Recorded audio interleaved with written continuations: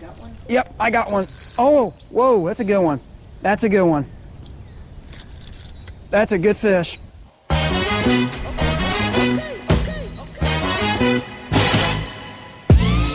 listening to the Buckeye Kayak Fishing Trail Podcast. What is going on, everyone? Here with what's all that? That's a lot of noise. We got a lot going on with that intro. But here with Greg Shootman. What's going on, Craig? What's going on, man? Not much. I thought it would be cool, or maybe you thought it would be cool. So for some reason, I just tried to take credit for your idea. I was like, I thought it would be cool if we did a mid-season update. So, yeah, here we are, man. It is halfway through the season. We have 6 events, and 3 are down already. And you've been having a pretty good year. I have. I started off really strong. I definitely rode the struggle bus at the last one, but I pretty much just kind of gritted it out. And I'm happy with where I'm at so far. Dude, the trail's tough. The trail is tough this year. Everyone seems to be catching them, and everywhere we go, everyone's catching good bags. So it's, I know you had a really good event up at East West. A lot of people did, and it just some days, man, you're not on the class of fish, and that's what happened to me last weekend. I felt like I caught a bunch of fish.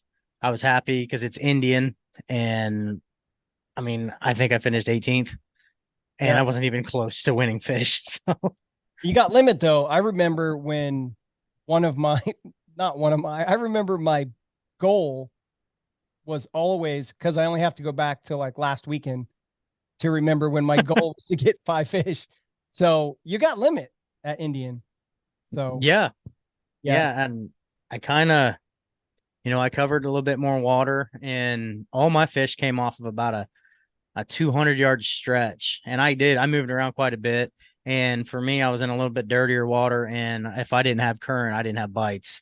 And so, at the about 10 o'clock, it shut down until almost 1. So I had a nice little stretch in there, just struggling. Yeah, man. And when you say you covered water, because this year I upgraded to the Torpedo 1103, and some people have the pedal drive or the whatever the other drive is. I guess it's a pedal or a like a Hobie, or some of them have the Old Town type. But you're paddling. So Mhm. when you say covered water, how much water did you cover? Well, I actually was on the east side of Long Island, all the way up in the North Fork, and I went all the way down around Long Island and up, kind of halfway up the other side, and came back. I've kind of learned how to use the wind and drift almost as a natural trolling motor. And especially if I'm not in an area that I've had a bite and I'm just trying to, you know, hit a couple targets on the way through, I'll just drift and adjust my casting. And to where I used to be really freaked out about making sure I was in the perfect boat position all the time. Now I don't do that as much when it comes to like flats and points. I just want to make sure I'm casting and making good casts. So I did. I drifted all the way down the North Fork, a nice little steady pace. Didn't wear myself out too bad. Yeah. So when I said how far did you, I didn't expect like the exact coordinates. That was cool. You told us exactly where you were. Well, it's not like I blew it out, so you guys can feel free to So go fish ahead and that. go try to catch those fish. And then, so when you say you're not worried about your boat positioning, maybe you're like twisting your body, you're kind of casting behind you, off to the left, off to the right, just depending on where you're pointed. Depending on what I'm throwing, I can adjust the way my boat's sitting. So if I'm throwing a jackhammer or say a spinnerbait that's got a lot of pull to it, or even a crankbait, what'll happen is it'll actually pull the back end of the boat kind of towards it, because I've actually started sitting a little further back. So if it does get a little out of shape, what I'll do is say I'm casting parallel to the bank, because I try to, or quarter it. If I start to kind of slide, I'll cast ahead and pull the back end back around, or maybe cast a little behind. And then I just keep down the bank. I'm looking for that one stupid one or that one hungry one. Then I slow down. Yeah, I like that. Yeah, you don't know, we don't know if they're chasing moving bait. You don't know until you know, Yep. right? You gotta Right. you gotta go after them. So Well, that's good. You, even though, you try to say you're on the struggle bus, you still scored points. So top 25 earned points, and you were in going into this, and we'll get into the overall standings leading up to Indian. I don't have the up to date, now, but going into Indian, you were in like 4th place, Yep. angler of the year, and then you still scored points. So Yeah. And I did the kind of the quick math on it. Not a whole lot changed. I'm still in 4th. First and second definitely kind of stretched their legs a little bit. Brian Slayton, aka Creek Crawler, he had another really good event. He jumped up to 3rd, and I think Hannigan is still 5th. He's just behind me. So like 3rd, 4th, and 5th, we're all pretty close. Ethan Graham's in 2nd right now and having just a phenomenal year. And then Skidmore's up top. Looks like we're only halfway, and there's a log jam behind us all the way down. So getting into the classic, especially those last few tournaments, this second half is gonna be really exciting. yeah, and that's, if you're like me and you scored 0 points in the first 2 tournaments, the year became chasing that big bass trophy and then just trying to get into the classic. And I'm not saying just get into the classic, because I want to go. Look, they can't keep me away. Even if I'm not invited, I'm camping and I'm fishing the classic. So it's just a matter of, do I get points for it or not? Exactly. So You'll be there regardless. yeah, I'll be there anyway. I'm just saying, because I help out with the major and stuff like that. Also, a huge shout out to everyone that helps. I know the committee for BKFT, the committee has kind of shrank a little bit, and there's some people that still do a lot of work. Then there's a lot of volunteers and people that are not even on the committee that help out a lot. You're one of them. And people might see you helping out. People might see, Skidmore bringing trophies, and they just think that people are on like a committee and they're doing something. No, man, you guys are doing that because 100% volunteer. You just chose to do it. So, And big shout out to Coy Neely. yes, He is, if you guys haven't seen it, Coy has every man's dream of a truck toy. He could live off the grid forever in his Tundra, but he has this nice retractable awning type deal that we have used. We had to use it this weekend because it started pouring on us at the measure in, and all of us fit underneath that. So huge shout out to Coy, man. He's come through clutch at a few of the events now. yeah, he has that on his Tundra, and then he said he also has one on the driver's side. It's like a 6-foot one on the driver's side. Nice. So, yeah, so he has that big one that we used, and then the other side. That's really cool. And then also Brad Lehman has done the weigh-ins. Back when I first started, he was involved with the trail, and he's volunteered to help out, with doing the weigh-ins and stuff. So might take him up on that, because I was exhausted. I think I woke up, alarm went off at like 3 a.m. to drive, from home to get up to Indian Lake and then launch. And I knew I had to get quite a ways to my spot. So I wanted to be in the water, maybe 10 minutes before launch, and then there by 6 a.m. So I was probably sitting at the ramp in the water, at like 5:20. So, Nice. so Brad Ryan also Havlicek helped. also, he's held some weigh-ins for us, measure-ins for us in the past when we couldn't get there, and he does a great job. So it's definitely it's a big group of folks that make this thing happen, and we appreciate everybody. Heck yeah. And we could probably do this all day. I mean, I could, obviously, Nada was such a huge part of it. Mhm. Anigan was such a huge part of it. Can never thank those guys enough. And then currently, even Everett Sheets is a huge part. And then everything that Neil Farley is doing, obviously tournament director. If you have an issue with a fish, or you have some payment issues, and you email Buckeye Kayak Fishing Trail at gmail.com to get your money, which not a lot of people have to do because people are getting paid. But Quickly. yes, but if you do have issues, or if it's on tournament day, maybe the judge denies one of your fish, and you're not reaching out to the judge. You want to reach out to the tournament director, and that's how you can, Buckeye Kayak Fishing Trail at gmail.com, or go into the app and reach out to tournament director that way. That's going to Neil. So huge shout out to Neil. He's doing a lot of things behind the scenes. So, okay. Not what went off on a little bit of a tangent, but that's cool. I mean, it's good to recognize and say thank you. Yeah. Little surprise later. We do have Matt Davis coming up later. So Awesome. yeah, we got to do A little trivia. That's right.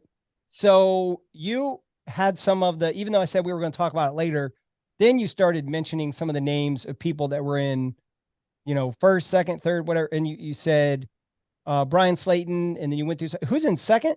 Oh, we already said it. Ethan Graham. Never mind. You know why I forgot him? This sounds like a joke that I set up. I forgot him because of that Georgia The hat. Bulldog thing. That's right. Okay. All right, cool. So yeah, that's pretty good. So, and then at the weigh-in too, or the measure-in, I never know what to say. I always go back and forth between measure-in and weigh-in because we measure our fish. Yeah. I thought it was pretty cool that and I hope it didn't come across like some kind of slight at previous, consistent winners, but what I tried to say was I thought it was really cool that we have 3 unique winners this year. Yeah. I New go to back the like BKFT. Yeah. First time trail winners. Yeah, exactly. Like, and I think of like NASCAR or something, right? Like back in the day, Jimmy Johnson wins every weekend, or wins every championship. It is kind of cool. Even if you think he might win the championship, it's cool to see some new guy win. I wish it would be me, but we got 3 more events to go. And we were kind of standing around talking. It's hard to win these. It's tough. Just because you never know. Like, you can have the perfect plan. You can go out. I mean, perfect examples, East West. I caught 89 inches and I finished 12th.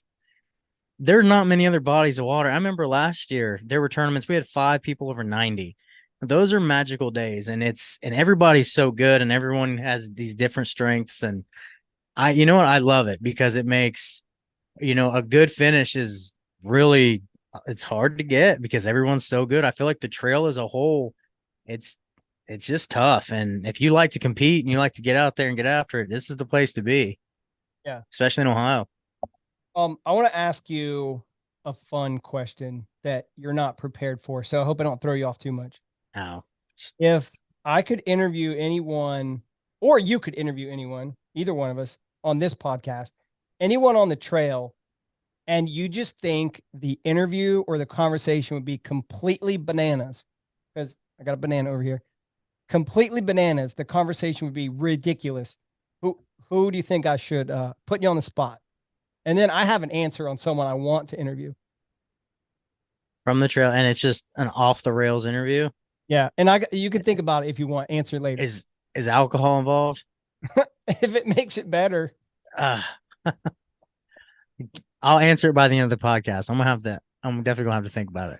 All right, cool. Let's start, because I do have some of the this is a mid-season recap. So let's start with Alum Creek. And I'm pulling it up now. Alum Creek was on April 15th. So we're coming off of, well, we don't really know what we're coming off of. We're coming off of some guys that had really good pre-fishing. Yeah. They were catching like, I want to say like some of them like 90-inch bags. 90-inch bags. And you heard like the week leading up, we gotten a lot of warm weather. And I think we had even some rain in there. And I know for a fact the Friday and Saturday before, you were just hearing folks like guys weren't even really trying to go out there and wreck them. And every fish they hooked was 17, 18, and their best 5s are 85 and 90 inches. And these spots that are known to replenish. So going into that, I'm like, we're going to have to find some big bags, because you wouldn't expect it to change that much in 12 hours or 18 hours. And it did. Yep, it did. And what I thought was cool was that we'll just start with the winner, 81 1/4. So Brent Jackson ended up, by the way, might be one of the best dressed at the measuring anglers we have. Yeah. He looked like he was coming in for a job interview. And I'm like, that guy had to have won. That was him. Yeah. Nice guy. So, yeah. Super nice guy. And he put up 81 1/4, and it was his first BKFT, not his first time on Alum Creek. Yeah, he said he lives over there. Yeah, but his first time for the BKFT Tour Series anyway, and he killed it, man. And I'll just, not to give away too much, but just to say, like, I'll do second, third, fourth, fifth place, right, and sixth. So he comes out, he beats Sean Skidmore, Chris Hannigan, Jason Lyle, Greg Shootman, Everett Sheets. I could keep going. Josh Nickel, like whatever, Manko. So he did good. He had a good. Yeah. And we had How many people signed up? Oh, 87. That was 87. Yeah, and he did it pretty quick in the morning. I mean, and it was kind of like he caught all his quality fish early because I don't think he upgraded a whole lot.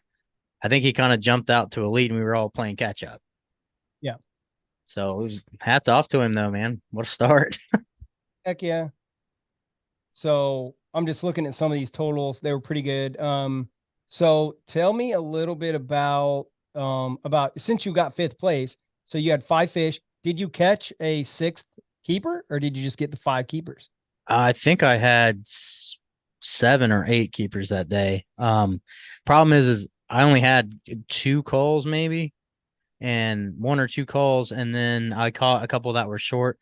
Had a little bit of heartbreak. I didn't have anything for Brent, but I lost one late in the day. And it was a smallmouth. It would definitely was it was an upgrade. I'm thinking she was probably 17, somewhere in there, maybe a little bigger, maybe a little smaller. Definitely would have helped the bag some, and I think it would have jumped me to fourth, possibly into third, but I got in a hurry and I pulled the hooks right at the boat instead of letting her make her little last run. Oh, You live and you learn. It was a crankbait fish, and I I'm learning to love crankbaits, but I'm so used to, flipping and being able to just lay them over the boat. I have to have a little more finesse when I crank, but I did. I caught keepers. I didn't catch a whole bunch of fish. I caught some small ones, but I caught a mixed bag, and I caught a 19 and a quarter smallmouth that day. yeah. Well, look, it was 19. I know you're telling a fish story, but I'm Oh, looking at I'm sorry. that's fine. 19. That's fine. That's a Fish Ohio. Do you participate in the Fish Ohio? Try to get your I pin? used I did. I didn't even realize it. All Yeah, dude, smallmouth are 19. I thought it was 20. no, Largemouth 18. are 20. Oh Yeah, man. largemouth are 20. 18 is legit I'll for have a to submit smallmouth. it. I still Yeah. got the picture. Yeah, that's awesome. Yeah, you better submit it. A 19-inch smallmouth out of Allen is a good fish. Um, so it was funny. You were talking about like the hook coming out or whatever, and I'm just thinking about Indian Lake. So with Indian Lake, I switched over. I had so many issues recently with my bait caster. Like just I'm throwing like finesse, and I'm having problems with backlash and lines getting tangled up and whatever. And obviously I knew, I don't know why it took me so long, but I decided that going into it, I was like, I need to take spinning rods. And a little bit of it had to do with the tree pollen. What is that? The cottonwood. Yeah, the cottonwood. It was, so I was like, okay, because you can deal with some of that in your spinning reel, but Mhm. not with bait caster. And so I really wonder how much of my success was from Indian was having the spinning reels, and then I wasn't frustrated with so much of the baitcaster stuff. But the reason I bring that up is when you talked about when the fish gets close to the boat, um, I did pick up. I started throwing through a jackhammer on a bait caster that I hadn't been throwing much, and the drag was set like super light. So with the spinning reel, when it starts pulling drag, it's like Yeah. and on my bait caster, it's quiet, and it just feels like, in my mind, it would be like your reel's like broken or something. Yeah. So and I didn't, my brain didn't, like, I got it in close and it ran a little bit. I got it in close, it ran a little bit. And this was it was like 16 and 3/4. So for that tournament, it was a big fish. And when it got close, I didn't know, I couldn't process in the moment because I was caught up in the moment. And I knew I didn't want to lose the fish. So, dude, I was like long arming I had my hand, like I was leaning way back, had my net way out this side, and my arm was way out here because I didn't want to reel it anymore. I just wanted to keep the line where it was and then scoop it. And then when I got it in the boat, I was like, what am I doing? All I had to do was tighten my Tighten drag. your drag. Yeah. Like, I'm so dumb. So man, I got these alerts on because we're gonna talk to Matt. So I hope that's not distracting. But anyway, for you, 74 inches, um, fifth place. So fifth place gets you 20 points, right? Did I do the math? Yep. 21. 21. I did not do the math. So 21 points. And you guys know it starts with first place gets 25 and then it works its way down from there. So good job. And I think everyone else that finished above you will continue to fish. Pretty sure Brent will, Skidmore and Hannigan will, Jason Lyle will. Jason, his wife fishes as well. They have family stuff going on here and there. So I don't know that he makes every tournament. He won on Indian Lake last year. Yeah. Yeah. So, and then I actually bought Raccoon Creek had that swap meet, Mhm. and I bought a reel. I bought a rod and reel. Actually, I bought a Temple Fork Outfitters, a medium heavy fast rod from him, $40. Really? And yeah, and he was like, "Here, put this rod on put this reel on there." And he gave me a reel, and then I took it with me to East West Harbor because I was gonna put some line on it when I was up there. Then it rained real hard. We had a storm come in, all that. It rained, so I ended up not doing it. And when I got home, I had just the rod. So I don't know what happened to the reel. So, but then I found the reel. I found the reel in my boat. Okay. It like wiggled loose because normally I think the line keeps your reel like tight to the rod, and because of the vibration of it in my kayak, it just like Oh, loose. yeah. I see what you're saying. And then Yeah. it fell off in my boat, and I thought I lost it, but it's all good. All right. Everett Sheets was right behind you. So this is, I don't know, this is Alum Creek, and then I guess we'll wrap up Alum Creek with, since I'm on the call, we'll wrap it up with I got the big fish. There you Why go. not? And There it is. right here, and it's a big deal because this is my only Catch X type trophy. These are super cool. I hope everyone that works hard, puts the work in, can win one of these. It would be so cool. I wish we could just give everyone one of these, but we don't do participation trophies at BKFT. That's You have right. to We earn don't it. That's gotta right. earn it. Still, isn't it hard to get that image out of your mind of Reese Stoughton? And the 4, Yeah, holding 4 of those. he crushed. And I'm like, It was- dude, I had that can't get pop up. one. My pictures, I was looking through them. I'm like, man, I remember that day. That was those 2 days. He just, shout out to Reese, man. Haven't heard much from you this spring, but he's a hammer. And I look forward to seeing him soon. But yeah, he won. This is our weekend that we, unveiled those trophies, and he just decided to go ahead and almost take all of them. Yeah, and it was a 2-day event, Mm-hmm. which explains how he was able to get 4 trophies. So he won total for both days. He won overall, and they got big fish or something like that. Yeah, he had the Big big fish bag for both each days. day, first place overall, and big bass the first day. Yeah. So Almost had it the second day too. yeah, that guy. Oh, that was the same year that Brian Slayton got the big bass one day At Raccoon Creek. Yeah. So shout out to him. Shout out to the creek crawler. Okay. And then I don't think we need to go any more into this except saying that no surprises here with Skidmore and Hannigan and Jason Lyle. For me, no surprise with Greg Shootman. I expected you to be up there. Everett Sheets, but Brent Jackson, that's kind of, I didn't know him, going in the season. So that's pretty cool. And then let's move on to East West Harbor, which is crazy because, in the past we've had 10, 11 events. And if you include the KBF, and this year we only have 6. So it seems like we had to wait, to me anyway, it seemed like we had to wait forever. Yeah. East West Harbor. What was your strategy going into that?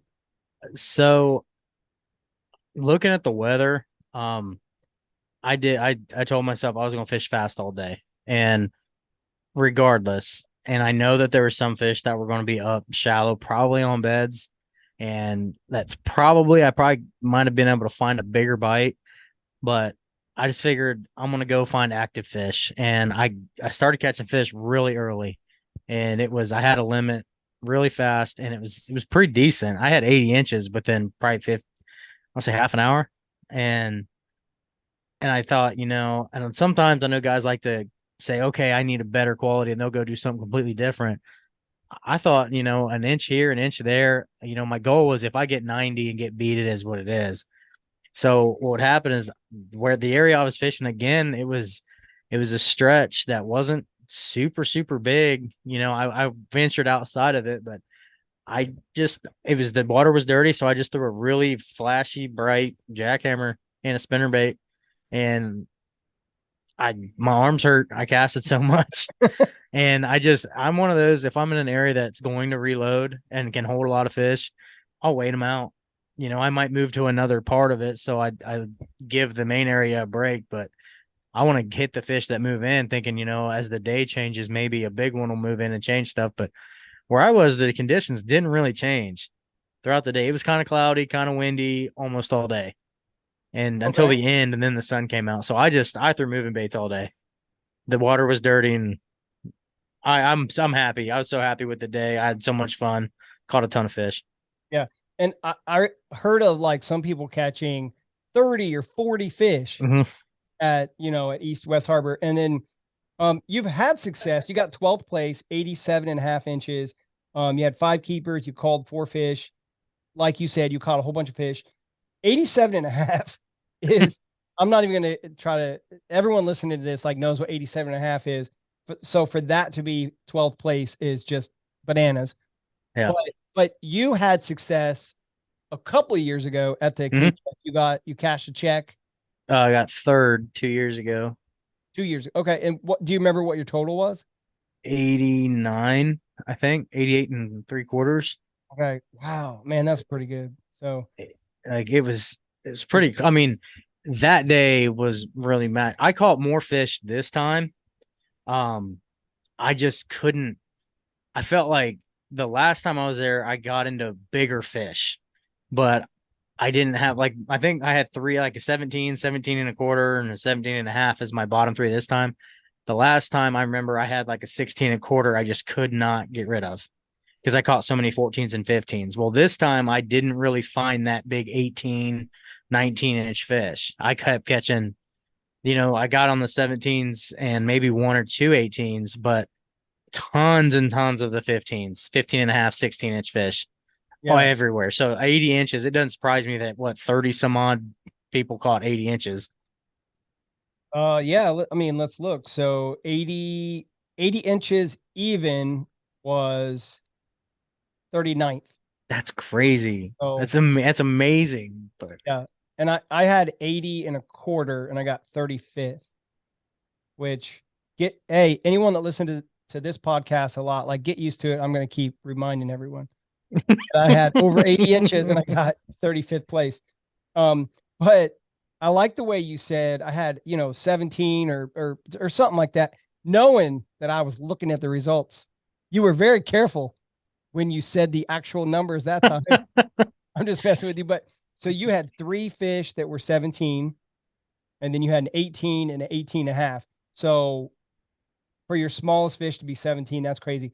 And then to your point, if you had caught that 19.5 or whatever, put you up to, instead of 87.5, 88.5, that would have put you up to 7th place, yeah, 7th or 8th. So, you and look, caught, 12th was still good, but yeah. And that's what I looked at. I fished pretty clean. I mean, I lost a couple fish that were smaller. But I didn't lose any giant at the boat. I didn't, miss one or anything. I caught the majority of the fish that ate, and the ones that I did lose, I don't feel like hurt me too bad. Um, and then I also caught a pike up there, which I know a lot of folks caught a lot of different fish. This pike ruined my jackhammer, and I still was in his mouth trying to get it. I broke my seat because I thought he was going to bite me in the face. But I love that place, and I can't wait till we go back. so tell me more about the broken seat. Uh, so, so I've made the mistake before when I catch a fish, like say a carp or a catfish or something. Last year, I caught a pretty big carp in the first event, and I decided to put it in my net, and I probably lost almost 10 minutes trying to get it out of my net without ruining it. Same thing happened with a catfish. Well, I decided this pike wasn't coming in my boat. As pretty as it was, I'm like, hey, I need to make sure I'm fishing, trying to upgrade. Well, I got him close and I reached underneath to get him by the gill, open his mouth with and then have my pliers in there because it's a jackhammer. And I have a lot of them, but I don't like losing them. And I just happened to get down in there. And about the time I grabbed the head of the jackhammer, he decided that he was going to come in the boat. Well, not gonna lie, it wasn't my most manliest moment. And I reared back real fast too far and the buckle on my seat broke. So I fished the rest of the day with my seat laying straight down and I had to sit in an upright position. Oh, I stood a lot, but yeah, and so I got my picture and my jackhammer broke anyway. He broke the head off. So it is in pieces. It's in a box in my yak lab. But memories, it was a good time. heck yeah. That is cool. I caught a pike couple last year, maybe. Might have been 2 years ago. I only caught one pike and it was same tournament. It was in one of the harbors. So East. Nice. So they're kind of cool. It's funny. I've told this story before. I didn't know what it was, and I had to ask. I think Alex Roberts was out there. I was like, "Hey, what is this?" I thought it might have been a muskie. I didn't know. He's like, "That's a pike." I was like, thanks, man. Um, so we're gonna call Matt Davis, but before we call Matt Davis, Yeah. well, what do So you? I was gonna say, so the East West event, I think the greatest part about that is it was competitive until the very, very end. Ethan, my buddy Ethan, you've met him, our Georgia guy. He he had a great day and he caught that winning fish kind of on the way in and with minutes left. And then we had kind of got there and Aaron, shout out to him, just a hammer up there, had also caught a giant, but it was just a little too late. So I mean, And East when you West say from little, it was like seconds. seconds, yeah.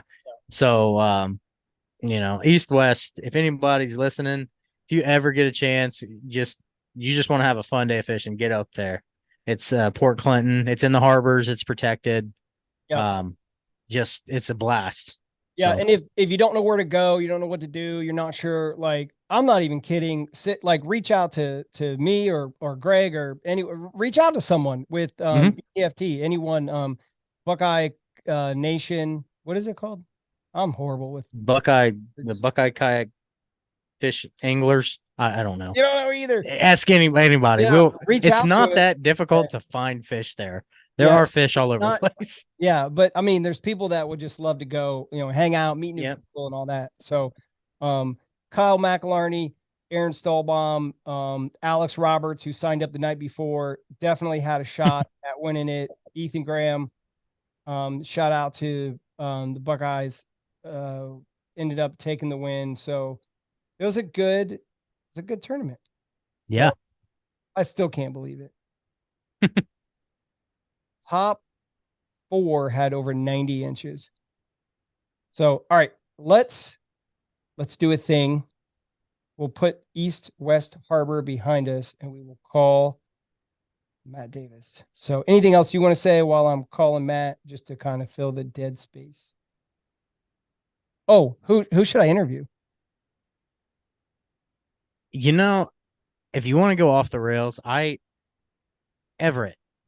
I've had some conversations with Everett. I feel like if you could really get Everett to open up, Okay. who knows where that conversation is going to go? Because Everett he's a worldly guy. He's traveled and he's just interesting. He's very interesting to talk to. Slayton's another one. Yeah. I know that, the creek crawler, he's been all over the place. Just right off top hand, I'd say Everett. And we did interview Brian Slayton, but maybe people would like to hear like you interview someone. Yeah. Instead of like me talking to people all the time, but Everett would be good. I feel like I might have to this is not a dig on Everett. Everett, if you're listening to this, feel like I might have to have a dictionary. He uses words sometimes. I'm like, what is that word? That's me saying Everett is smart. So yeah, it's a I'm very like, smart guy. Wait, what?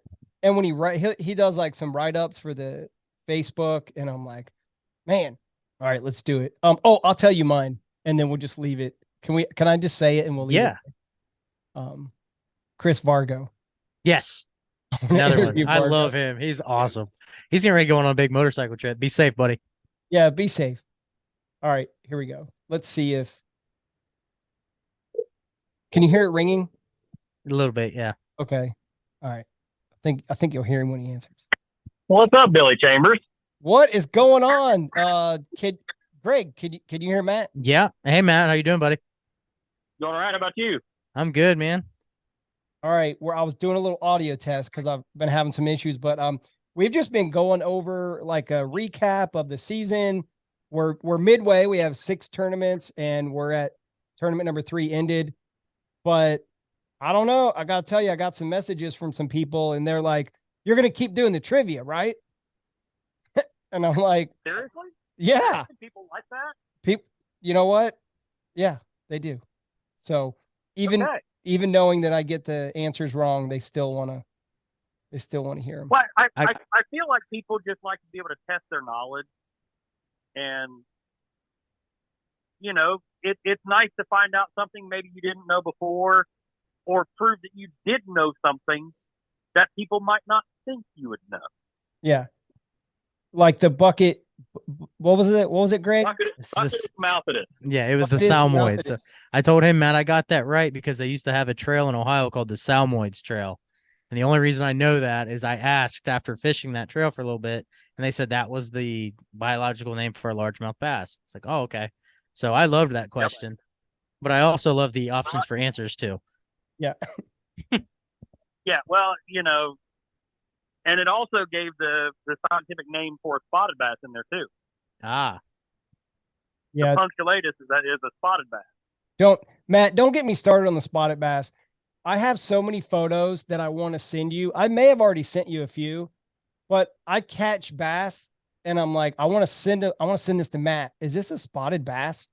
And then I'm like, dude, just stop. It's a 13-inch bass. Like, just move on. So, but I want to know. But it's nice to know. send me those pictures anytime because I'll be able to tell you if it's spot or not. All right, because 15 is a Fish Ohio. That's correct. And Yeah. I want to say I've only caught 4 spotted bass over 15. That's more than 0. So Also, Ryan, shout out to Ryan Parker.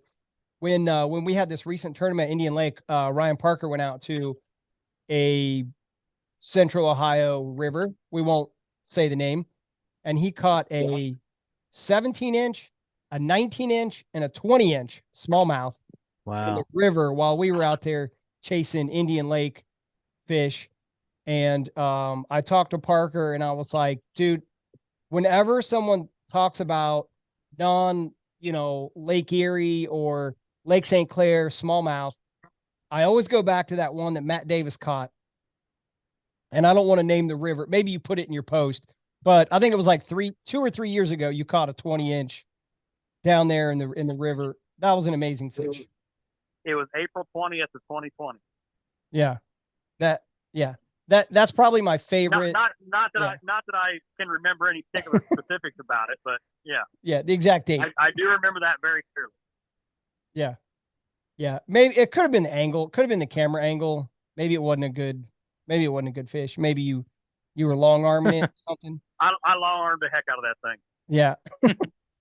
All right. So let's do it, man. Let's do some trivia. All right. So this is fishing related or fish related, but it's also, in my opinion, a reasonably important part of American history. Okay. This fish was nicknamed America's founding fish because a giant run of these fish is what sustained George Washington's troops while they were camped on the bank of a Delaware River tributary at Valley Forge. All right. Who goes first? Is it Greg or Billy? Go ahead, Billy. That's choose. I'm not going to tell you who to do. I'm not going to tell you who to do first. Well, we know. So obviously, George Washington, Delaware River. So we know it's going to be. God, I am so dumb. I feel like it would almost have to be some kind of fish that there's a run on the fish, like some kind of salmon, like a steelhead or something. But my only steelhead knowledge is like Northern Ohio, like up around the Cuyahoga and stuff like that. You know what? On a complete guess, I'm just gonna say steelhead. And I'm only going to say this. I'm probably way off. I'm going to say striper. Only because I feel like Okay. I have no idea. Okay. Now, both of those would be excellent, informed guesses because Thank you, Matt. Thank you. because We're you wrong. do have runs of certain types of salmon on the East Coast, and you do have runs of like anadromous stripers. So you have these stripers that spawn in fresh water. Uh-huh. They go and spend a lot of time out in the ocean, but then they come back into spawn. But this is a very interesting fish in that it is American shad. They are Wow. herring. So have you ever seen a skipjack herring? Yes. Skipjack. Yeah. They are I heard similar to skipjack. Yeah. Very popular bait fish. Catch them at the High River all the time.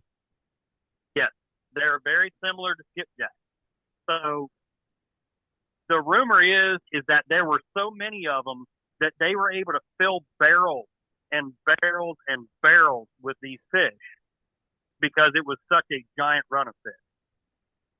Wow. And that is what sustained George Washington's troops through that winter. If it wasn't for that run of American shad, we may not be the United States of America. Well, there you go. Nice. Yeah. And I feel like it would be like me, like I'm out there with my kids and we're struggling. You know, the ex-wife is coming to find us and we're on the run. And and then we go after like some bluegill. Feel like we could get into a mess of bluegill and survive the winter. No? That's very possible. I like to eat bluegill, so I'd probably make it about a week and then starve.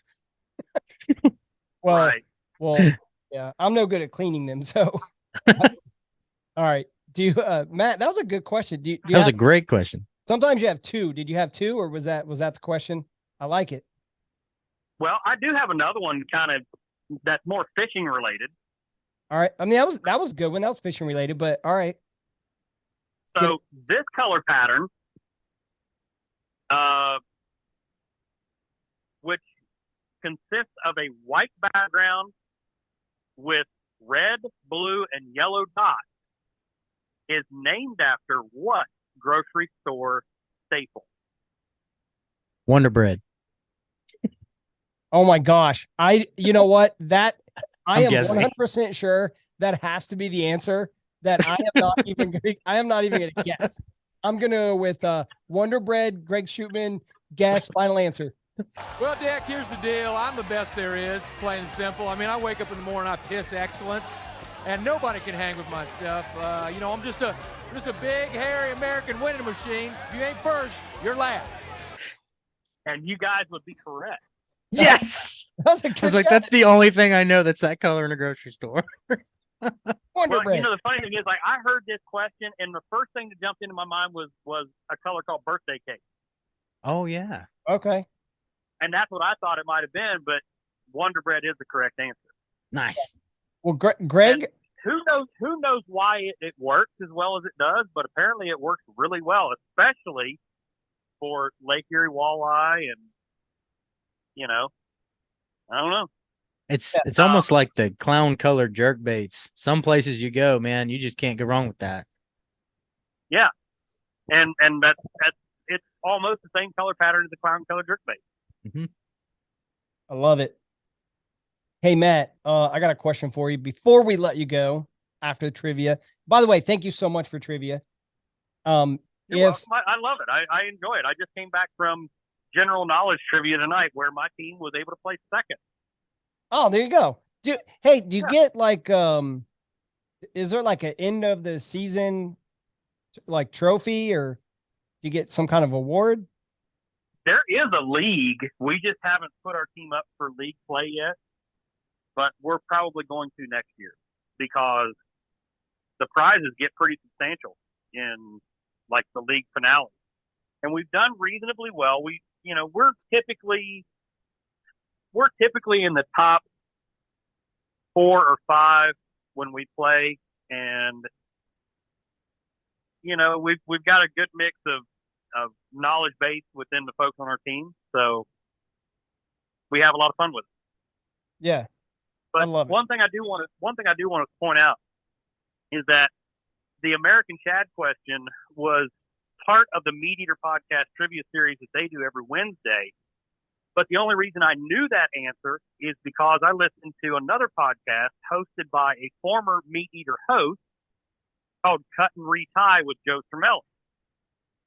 And Joe lives in New Jersey, fishes the Delaware River a lot, and American shad is one of his favorite things to fish for in the early spring, because apparently they fight like crazy and they run off. You got to fish really light tackle, and they run off a whole bunch of line every time you hook them. Really? So Yeah. yeah. And that's interesting because I was thinking of like shad as eating like, grass or things like that. Like, I don't know what they eat, but like, how do you even catch them? You would have to ask Joe Cermelli about that one. Yeah. Um, But yeah, I'll call him. Yeah.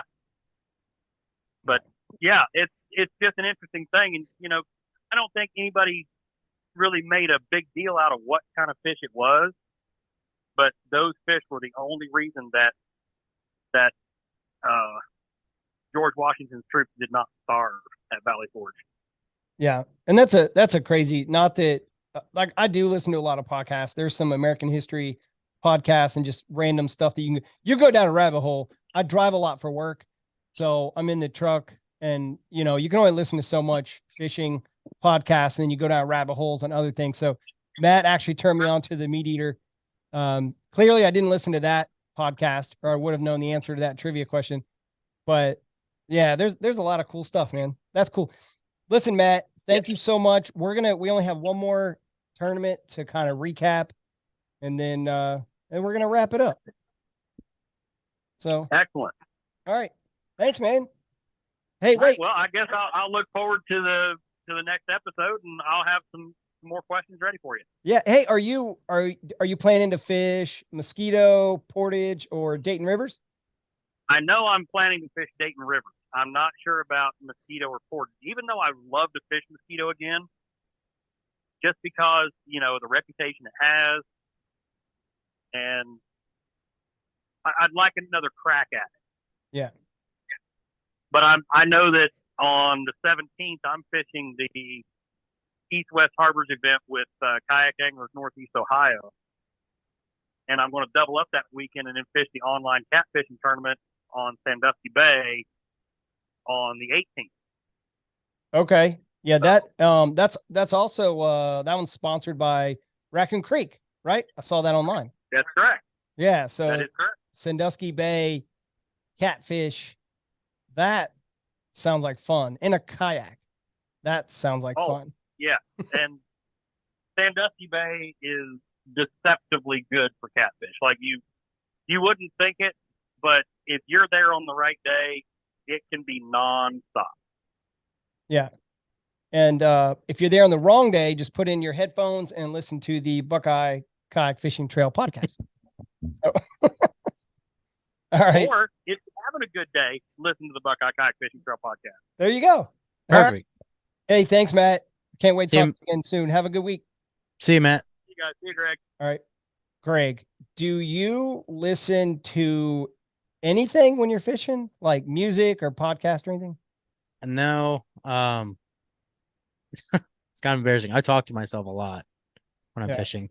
Like I used to, like, if I'm out just practicing, I might put an earbud in. During a tournament though, a lot of times this is kind of corny, but especially in the mornings, I just like listening to what's going on around me. Yeah, same. Like the frogs and stuff. But typically during tournaments, I don't have anything in. I'm just listening to what's going on. Yep, same. But I hear people, I get it, like listening to music on your way there or getting pumped up, whatever. But once I'm in the water, I cannot listen to anything. I'll even take it a step further for this last tournament, which I guess is a good segue into Indian Lake. I didn't even take my 360 camera with me. I didn't record any video for YouTube or whatever. I just said, you know what? I'm not doing good.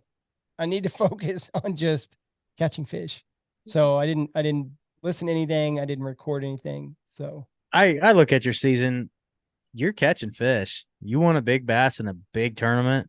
You had a good bag at East West. It just was one of those days. And you had a really solid finish in Indian. I mean, you're catching fish. You're not making bad decisions whatsoever. So you're definitely headed in the right direction. hey, thanks. Yeah, I mean, I know I have a lot of self-deprecation going on with my tournament results, but but I'm happy. So the East West Harbor was the biggest bag I've ever had in an in person. So if I got 35th, I don't care. That was a personal best for me. Yeah. And then to your point, Alum Creek, I got big bass. You know, the 19 3/4 was big bass, and then I was stubborn. I tried to stay on this smallmouth bite. I should have went and filled limit with like two other fish. Maybe I would have cracked top 25.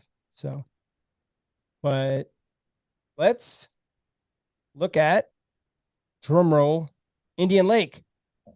I know we started with Indian Lake and you talked about it a little bit, but Jim Thacker, let's start with Jim Thacker. So he fishes the Cincinnati Kayak Fishing League, the CKF. So he did really good. He ended up winning. He beat Sean Skidmore by a quarter of an inch. And let's look at his top fish. So 17, 16 3/4, 16 half, 16 a quarter, 16 a quarter. The reason I bring that up is because for Indian Lake, those are good fish. Yeah.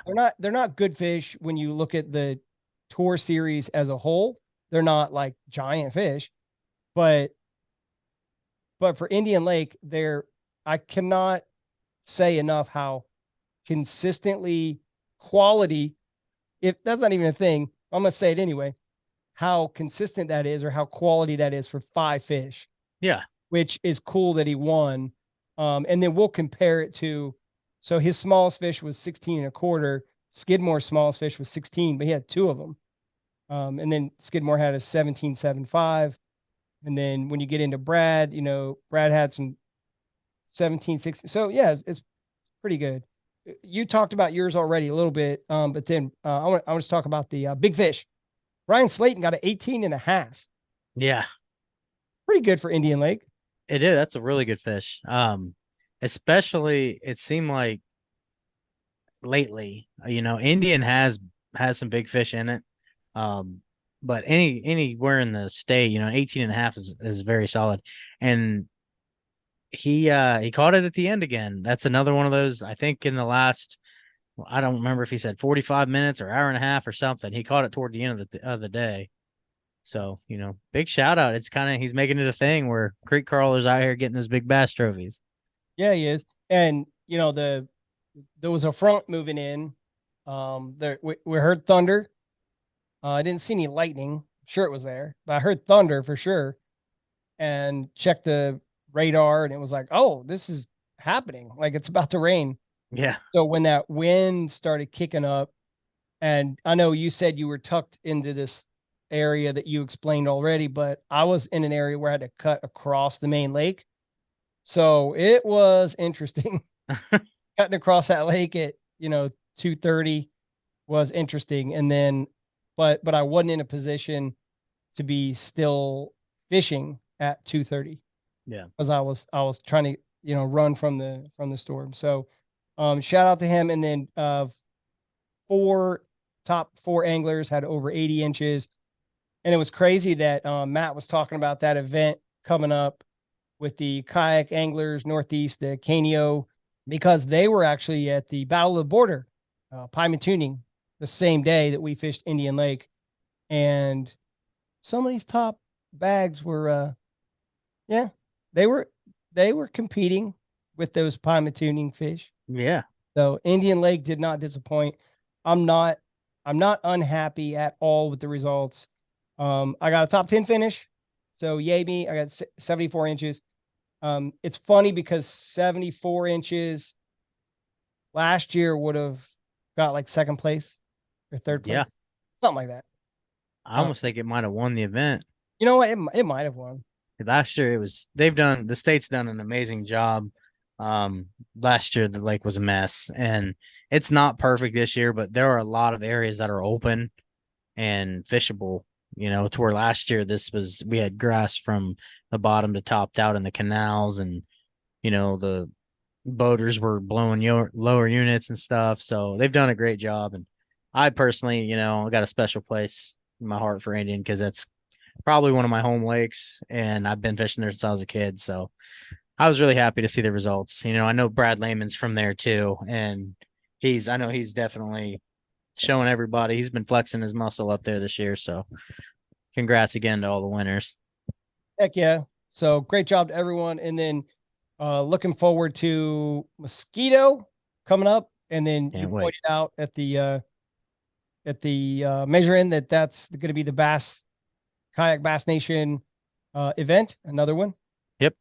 And then we also have the Portage Lakes, and we'll be camping at Mosquito Lake. Then we'll be camping at Nimasilla for the Portage Lakes, and then we have the Dayton Rivers. I don't know if it's in that order. I think it is. No, it goes Mosquito, Dayton Rivers in August, and Portage will be in September. Okay. And then Kaiser in October. Okay. So this is the time on the podcast where I always say it. Don't listen to anything I say. Go on Buckeye Fishing That's right. Yeah. And read the rules. Hey, since I did bring up rules, I think it would be cool. Well, first we'll say congratulations to everyone that's in the running for Angler of the Year. You're going to have so much fun at Kaiser. If you have any shot at cracking the top 20, I think it's top 20. Again, go to BuckeyeKayakFishingTrail.com. It is top 20. Top 20, and then the winners if they fish at least 4 events. There you go. So it's so much fun. It's not just about getting Angler of the Year. That does become an interesting race as it gets closer. And then that Kaiser event does count. The points you get count towards your additional points. But just to go there, just to camp and hang out, so many great people, great food, great friends. It's a lot of fun. So can't wait for that. What was I going to say? I had something else I was going to end it with. Oh, I know what I was going to say. Rules. So when I say go to BuckeyeKayakFishingTrail.com, so you got to close the mouth. So if you're new to I don't want to make this about BKFT. I just want to say we follow KBF rules. And KBF rules are very clear. You cannot touch the tail, and then the mouth has to be closed. Those are the two biggest infractions. Mm-hmm. Sometimes people will do some things with the identifier will be on the tail, or the identifier is missing, or they write the wrong code. I think over the weekend we had someone cover the eye of the fish with their hand, accidentally, but yeah, you can't cover the eye because we don't know if the fish is dead. So you can't cover the eye, and then the mouth has to be closed. So closed is closed. If you think it might be open a little bit, just take another picture. Take 2 or 3 or 4 pictures. Take 10 pictures. Yep. Yeah. Because it could matter, this year, every single event, has been really close. So that 1/4 inch you're about to get docked, or even more, could really, imagine losing a trophy by a 1/4 inch because the mouth was open. Yeah. The BKFT anglers are doing an amazing job of submissions.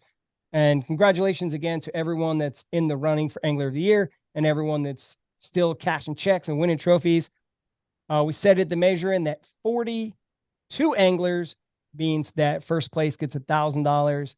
I love the higher entry fees because it ends up with higher payouts. And like I said at the beginning, we have 2 unique anglers that got $1,000. So, and then maybe we 2 or 3. Oh, no, 3. 3. What am I saying? Yeah. And you got to think that Alum Creek with 87 people, that was a nice payday. Yep. Yeah. So we might be next. One of us. Hope for it. Especially Mosquito or you. Yeah. All right. If, we've been putting these on YouTube. So if you listen to this on YouTube, or if you're on Spotify or Apple or however you're listening, the best way to get in touch with us would be to go into the